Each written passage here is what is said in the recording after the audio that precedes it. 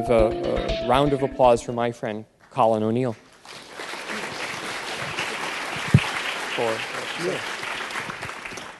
Thanks, Dave. How's everyone doing? Good. All right, great. So yeah, as Dave mentioned, I lead the experience design team at ISITE, and what I wanted to talk to you guys today about is a little bit of the type of systems that we create and the types of stories that they tell. So let's jump in and start here. Christmas 1982. And I'll never forget that year because growing up in Dublin, we didn't get a lot of snow. And that year, we just had the biggest snowstorm ever. It was like a kid's picture book snowstorm. When you look out your window, everything was covered in 4 to 5 feet of snow. And that was a really big deal for us. Another really big deal that year was this. Even though now I know that we were barely scraping by at that time, somehow my parents managed to get us the Sinclair ZX Spectrum. Anybody here have one of these? A few people. Awesome. Great. They're amazing little machines. They were 8-bit, 48K computers. It was called the Spectrum because, as you see in the little flash on the side there, it introduced color for the first time. So you had 8 colors to choose from. You had this really rich palette of things you could do. But even now, even today, I can still feel the feel of those little rubber keys on my fingertips. Because this was a long time before computers or technology could really connect us in meaningful ways. But there was something really powerful for me happening here. We played a lot of games, all the classics like The Empire Fights Back. That was a big one for us. I spent a lot of time playing games, and then I really started to try and understand what was going on. How were these games created, and how did these systems work? So I also spent many long evenings typing in code from magazines. This was the way that you would create software at the time. They would publish long pages of code in these magazines, and you would sit in your bedroom or in the living room and have your family yell at you because they wanted to watch soccer on TV and say, no, I'm using the TV, I'm coding. And it's really, to me, kind of very, very similar to a lot of the work we do today. I was learning a new language there. I was learning BASIC, learning how to code. And I think in the kind of more sophisticated digital systems that we're building today, I think we're also learning a new language as we go. And I think we need to kind of understand what this language is, and I think we're still in the early days of understanding what that language is going to be. Let's take a closer look at the cover of Sinclair User Incorporating Spectrum User magazine. This is from 1984. And there's a big feature here on the amazing musical capabilities of the Spectrum. Pop Goes the Micro was the big headline. And I think there's a story here that is really true for me, and I think probably for a lot of people here in the audience. Look at the image here, and this is just your typical rock and roll story. You see an amazing mustache, a saxophone player with a mullet, the guy at the back with just this gravity-defying pop collar action going on. And then there's this guy. And he has this pretty extreme comb over. I don't know if that's fashion or just genetics, but he has tentative facial hair. He's got a shirt and tie and a sweater and a jacket and his ZX Spectrum. But look closely in his eyes and like in the corner of his lips. I see someone who's living a dream right there. I see him being transformed by the power of this simple little device. It's given him a way into the glamorous world of rock and roll, and he gets to hang out with all these cool-looking guys. And just so things don't get too crazy, there's also a feature on software for hypochondriacs. Your guess is as good as mine as to what that could have been. But this is a very true story here for me, and I think maybe for a lot of us. When I'm at my best doing my work, I still feel like that 12-year-old kid, working with systems that I'm starting to figure out as I go, and telling stories that I'm making up in my head, and building a path through our work that's very much like trying to figure out how we coded those early programs. And I think that's true for a lot of us. I think in any experience that we engage in, whether we articulate it or not, whether we can say it to other people or whether it's just an internal monologue, we're the heroes of the stories that we engage in. I think take today, for example. I'm sure this evening, Paul and Katie and the rest of the Delight organizing crew will sit down over a glass of wine and maybe think to themselves in the back of their mind, that was great. We got to put on a nice event. We had 2 days with a lot of people in our community that we care about. And we were able to deliver something of value to them. So there's an internal story within everybody who organized this event. And, I might join them for a glass of wine too, and I might think to myself, that was great. I got to speak at Delight and tell people about my first computer, but also talk about user experience and how that's evolving and how it's helping our organization change from the inside out. And hopefully everyone here goes home and back to work, and you take something from this event and you think, I went to Delight and I heard these amazing things that I'm going to put to work within my role and help change the way I think about my work. So whether we admit it or not, I believe there's always this internal narrative. And this narrative is really important. This idea of the user's individual experience with a system is incredibly powerful. And if we can tap into that, we're on the way to building really meaningful systems and experiences that stay with people for a very long time, just like the Spectrum did with me. And stories have always interested me because a lot of my background was creative direction and in marketing. And for a long time, marketing and mostly advertising owned the stories, right? They got to do the cinematic TV spots with windswept models on the beach selling deodorant or whatever it would be. And then the UX folks, they got to build the systems. They had information architecture and taxonomy and all those other kind of things. But I think what's happened today with digital, as it's kind of changed our roles and impacted the way that we think and engage, is that there's no longer a separation between those two things. I think for customers, people who are using these systems, they don't distinguish between what's a story, what's delivered as a narrative, and what's an experience, what's delivered kind of in that more powerful way. And so I think for us, it enables us to step more directly into the kind of overlap between those two areas. Stories today can still be inspirational, but they're also incredibly functional and useful. And you see everybody day by day tracking down little articles that are shared online that actually are solving immediate problems for them. And systems can still enable people to do certain tasks, but those systems can also be inspirational. They can also be revelationary to people. And so the ability for us to kind of engage in both of these areas at once, I think, becomes very powerful for everybody here to start to engage in. But in any hero story, there's always things that get in the way. And I think if you look at a lot of what the conversation is in the UX space, we're spending a lot of time talking about flat design, and that's an important trend to understand and see where it's coming from. We spend a lot of time thinking about responsive design and wearable technology. And I think these are all really powerful things to be aware of and to be able to connect to. But I think we also need to pay attention to the bigger story. The thing that's driving all of these, I believe, is a shift toward a more honest, more genuine expression of what the digital context really is. That's why we're not doing skeuomorphism anymore, because we know that's a physical thing and we're truly in a digital world. Wearable technology, I think, is important because it's making our connection with these systems much more intimate and much more personal. They are literally part of our bodies 24/7 for a lot of people in the case of Fitbit and any of those quantified life tools. So I think the forces that are making us be a little bit more honest and more genuine about the way the digital experience gets communicated are also helping us reassess a little bit what is the true value, what's the true currency of the digital space. And I don't think it's design. I don't think it's technology. I think it's trust. And it's interesting hearing Daniel speak when he talked a lot about trust between a leader and his team. And when we think about that same kind of relationship between a business and their customers. Trust is what we invest in the digital space. When we spend our time, we make our comments, we purchase things. And trust is also what we can earn in the digital space if we understand it and use it correctly. This is Temkin's 2013 trust ratings. There's a lot of analyst firms who spend time looking at trust and measuring it. And I think what's really interesting here is just looking up at these two up the top. Over here we have USAA. It's ranked number 1. They kind of tied at first place for insurance and banking. And then over here, this is kind of the bottom. This is HSBC coming in at number 246 with a trust rating of 20%. Both these organizations have sophisticated marketing capabilities. They run TV spots, they run glossy ads in magazines, they have digital marketing in all the channels you would expect them to be in.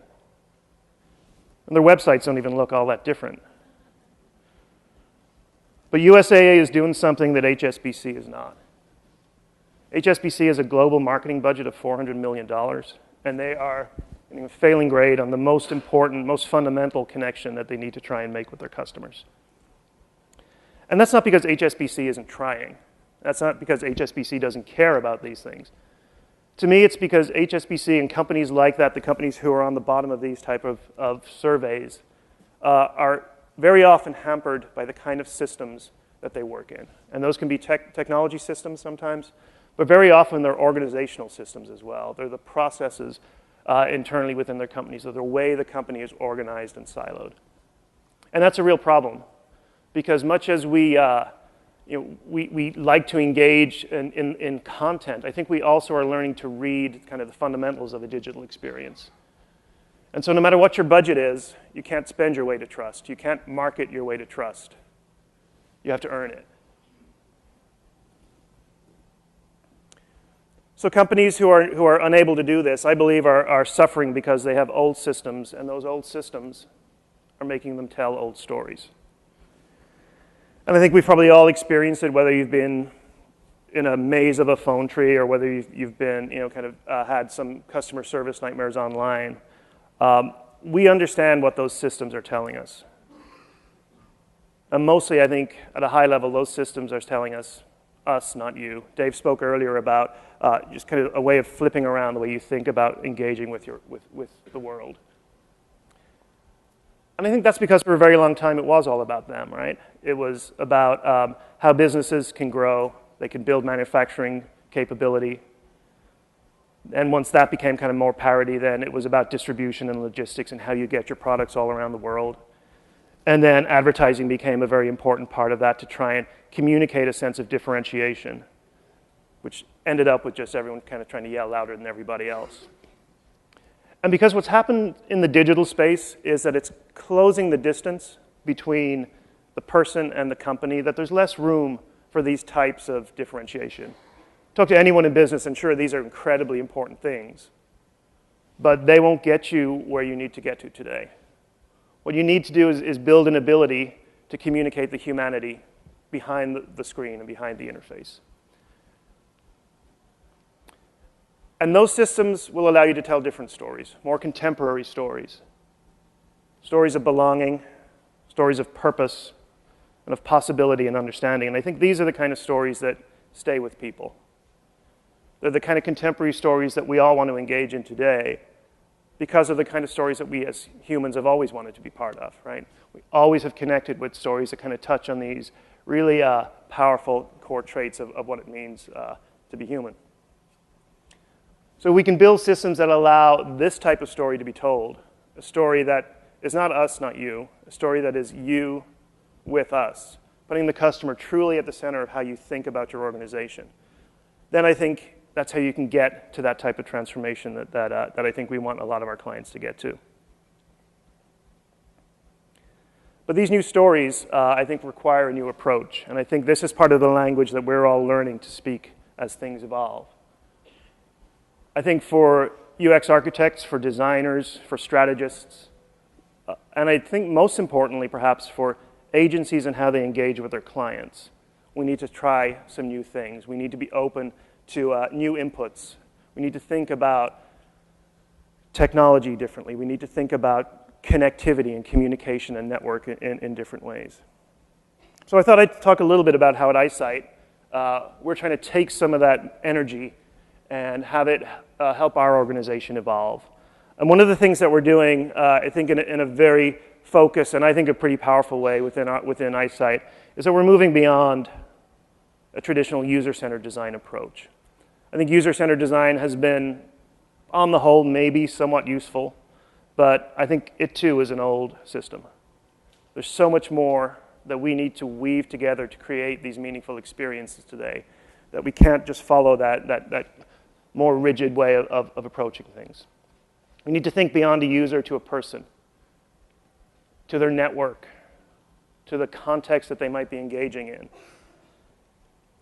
their aspirations, their behaviors, how these things might change and evolve, how the individual is connected to the culture, and what the individual values are and what the cultural values are. And as designers, as people who think about kind of bringing structure and order and inspiration and delight to experience this, why wouldn't we want to engage all of these? This is where the novels are written. This is where art is made. This is the rock and roll band that we get to join if we want to. And so we're not going to just be thinking about a user. And I think yesterday there was a lot of conversation about, can we come up with a better label? And I think the answer is no, we can't label. But if we can think more broadly about a person, if we can design not for a focused scenario, but more broadly for a context, and think about not just individual channels, but think about the power of network connections.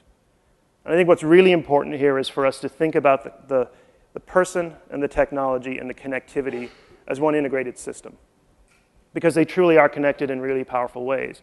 Where great technology is going, we're all going to follow, because we all want that great technology, we want that experience. And if we're over here with all the great technology, you know business is going to have to come over to where we are as well. So understanding in a really meaningful and deep way, not just a user, but that broad interconnected device, network, person, whether those are human networks or technology networks, is really important. And moving beyond designing for actions and transactions and designing for engagement. Because I think when we're starting to do this, we're starting to address the imbalance between the business and the customer. And we move beyond this kind of vertical kind of structure where the business communicates up and down to the customer. And we help the customer become more of a partner. And maybe to think of themselves more as a partner. Because I think when you do that, when you kind of get a better balance between a business and a customer, that's where trust can grow. Trust can't really grow very well vertically. It needs kind of that long horizon for things to come up. And so I think if we can start to think more broadly about that, and as we're trying to do this at ISITE, it's incredibly exciting for me to see that happen. I think the clearest expression of why we need to evolve, kind of some of our core tools, is this. I have pretty low expectations of my thermostat. Maybe you guys do too. Its purpose, its affordance, its place in my life has really been defined by this little box. And it tells me that it's going to communicate to me in very truncated, confusing little codes. And it's going to have buttons that mean 15 different things at different points in time. And it's got some switches on it too, because that's kind of cool. And that was okay, I think, for all of us. That's what a thermostat was until it wasn't. When something like Nest comes along, which is still a system that you need to learn how to engage in, and there's it's not perfect. But not only does it control the temperature in your house, but it tells a story. To me, it talks about a more rational, a more simple, a more sustainable future. And that's a story I'm more interested in than this. To me, it tells me more about Nest, the company behind it, that they were able to envision a better way of doing this and actually make it happen fairly quickly. That tells me more about who that company is than any TV spot is ever going to tell me. And I think really importantly, I don't know if anyone's shopped for thermostats, but there's like 12,000 of these, and then there's Nest.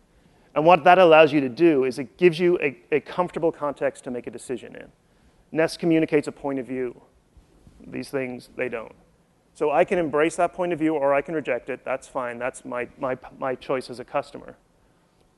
But there's a way now of making a decision about how I want this somewhat small but actually fairly critical kind of piece of technology in my home, and how I want that to communicate to me about where I stand and how I'm engaging in the world.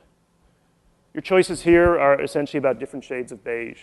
Your choice here is about a different way of thinking about how you might want to express and engage with technology within your home.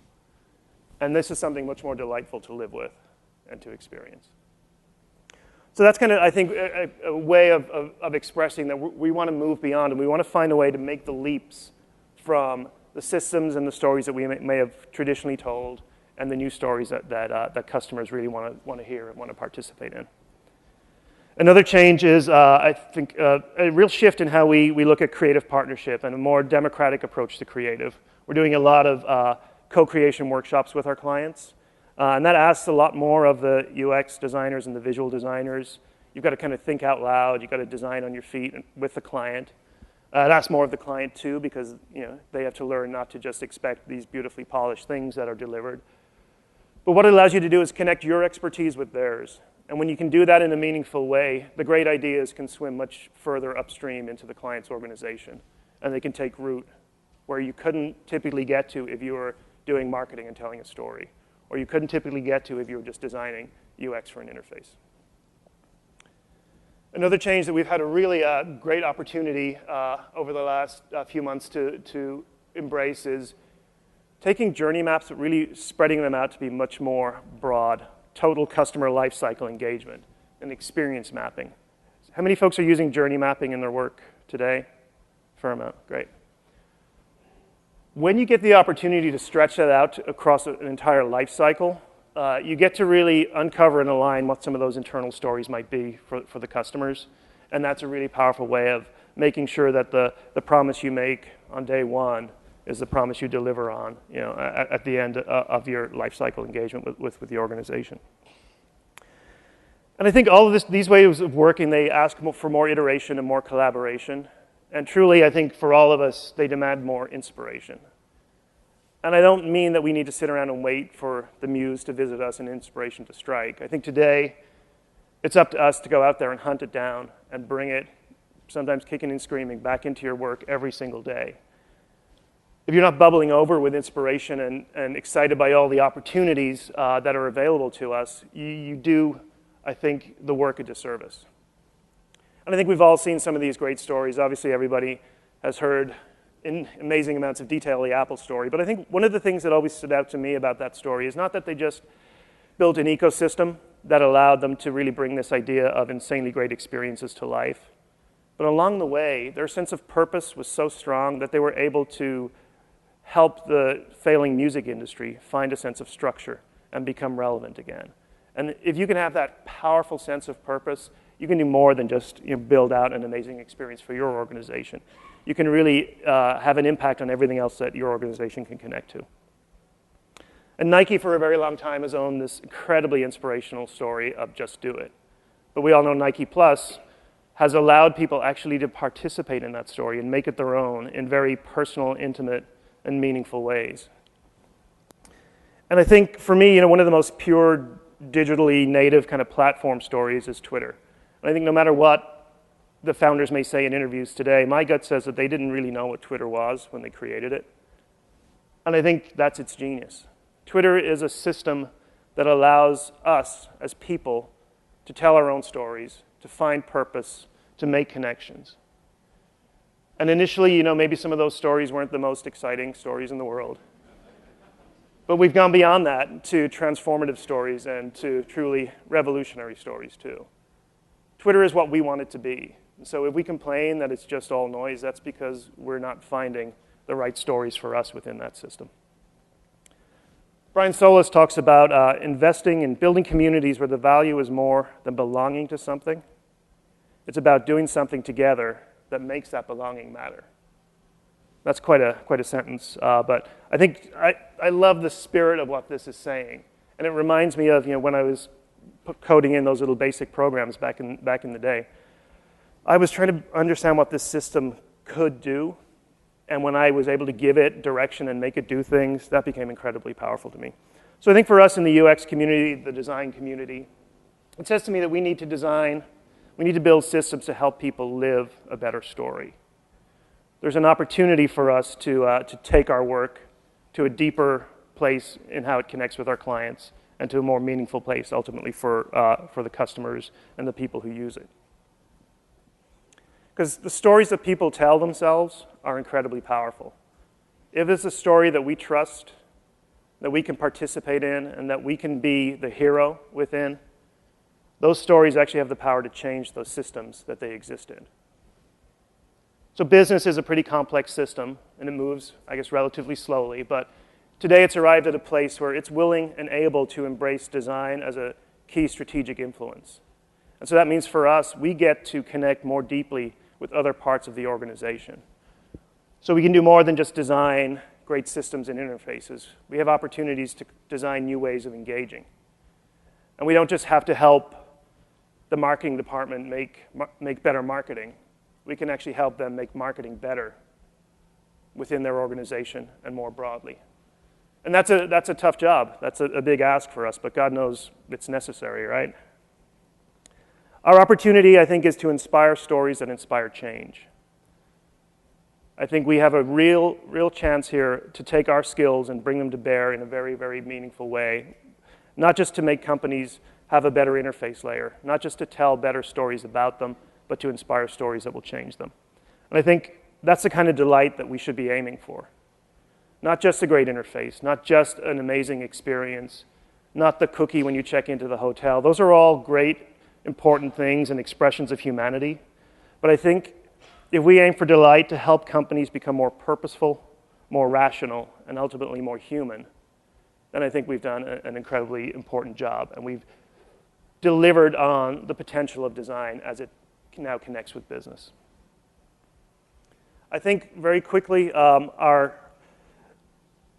very often when you get into work, that kind of thinking seems kind of unlikely and frankly fairly naive.